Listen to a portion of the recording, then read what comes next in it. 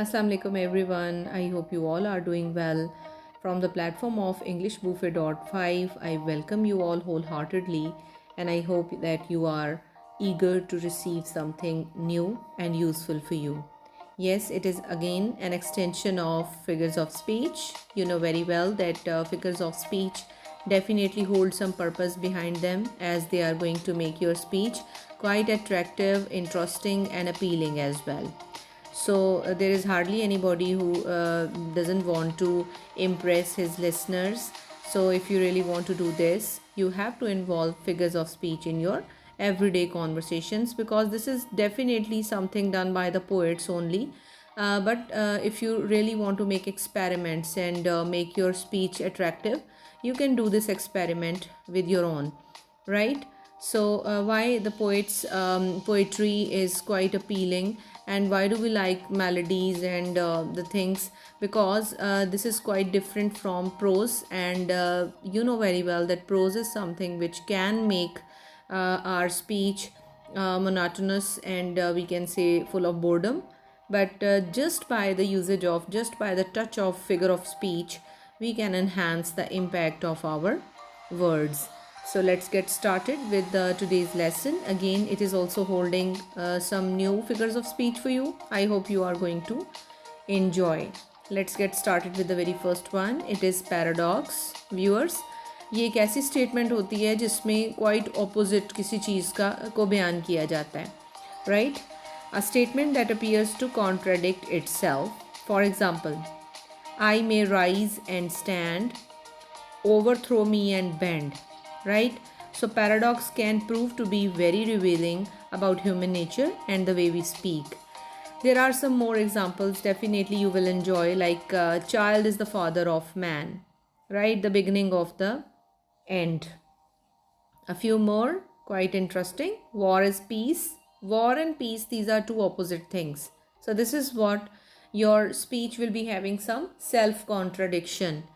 So definitely आज की जो फिगर्स ऑफ स्पीच मैं आपके साथ शेयर कर रही हूँ व्यूअर्स, इनका ज़्यादातर इस्तेमाल पोइट्स के थ्रू ही होता है, और पोइट्स ही इससे ज़्यादा अपीलिंग इफ़ेक्ट अपनी पोइट्री में क्रिएट कर सकते हैं. इससे पहले जो मैंने आपको फिगर्स ऑफ स्पीच आपके साथ शेयर की, वो डेफिनेटली आप अपनी कॉन्वर्सेशंस में उनका इस्तेमाल ज़्यादा कर सकते हैं as compare to today's lesson.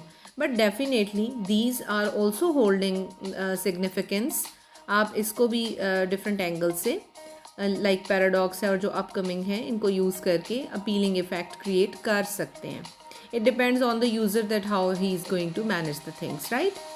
A few more examples are freedom is slavery. So these are two opposite things. Ignorance is strength and my weakness is my strength. I hope that this picture is self-explanatory and the idea will be getting into your mind. I'll be quoting here one thing that someone has said, that ignorance is a bliss and it's a folly to be wise. Means जितना हम किसी चीज़ की depth में जाके उसको जान के परेशान होने की बजाय बेहतर है कि आप उस चीज़ से इग्नोर रहें, right? In this sense. And half of the idea may be conveyed by this picture, which is so useful, and it is quite you can say explanatory. The idea can be in clarity. I hope so, right? So again, something very interesting, but it is also having some relevance to the previous lesson, because उसमें हमने एक figure of speech पढ़ी थी viewers, जिसमें मैंने आपको बताया था alliteration कि it is the repetition of some same sort of sounds in the speech, right? And there were multiple examples over that. So assonance is also derived from alliteration, we can say. ये भी एक उसी की किस्म है, assonance and consonance, which is upcoming. So definitely these are having some repetition of sounds, but इनमें कुछ slide से डिफरेंस होगा. अब वो क्या है? Assonance is always dealing with the vowel sounds repetition, right? You know very well there are 5 basic vowels in English language. They are A, E, I, O, U, right? So if you will be finding any repetition of these sounds, we will say it is assonance within the verse or whatever the speech may be, right? So you can see the letters which are written in a yellow color or which are in bold, they are representing assonance. This is a sound, right? A few more examples for your further clarity. You can see the vowel sounds are written in blue color: I, and EA or EE, right? So these are the repetitions of vowel sounds within the speech. So such tool used by the poets most of the times is called assonance. And you can also make experiments over these sort of repetition of sounds in order to make your speech eye-catching and worthy to hear and worthy to remember as well, right? One more interesting example for you: chips and dips. Definitely the sound I is getting repeated. And today's last figure of speech is consonance. You know very well the word consonance is from consonant, right?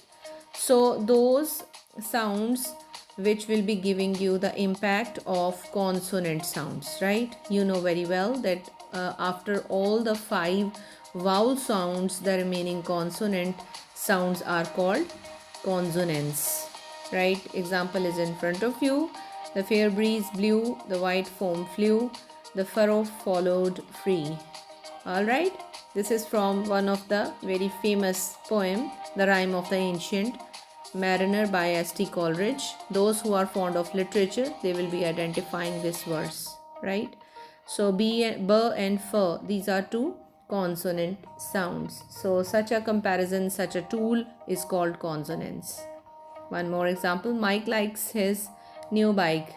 Again, k sound is getting repeated over and over again, right?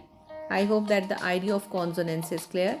Here I have added something for you so that you may be better understanding the concept.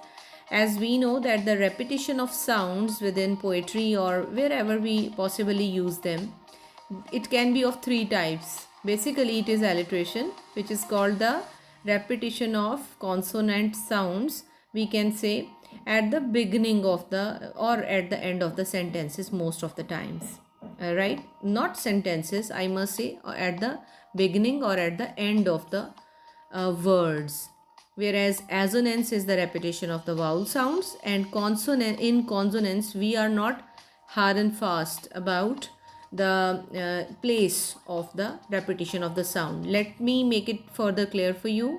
Remember, alliteration is the repetition of initial consonant sounds. Consonance is the repetition of consonant sounds at the middle or end of the words. Alliteration में इसकी place viewers थोड़ी सी fixation की तरफ होती है, जबकि consonants में we are free. वो स्ट्रेस्ड सिलेबल के अंदर भी हो सकती है और मिडल में भी हो सकती है, right? So this is a little difference you need to know so that you, when you will be experimenting over your sounds, you may be clear about it, right? And final is assonance. Definitely it is the repetition of vowel sounds, if you know that there are 5 vowels. Do not go for vowel letters. A, E, I, O, U are the sounds, right? These are 5 vowel sounds. That's all for today.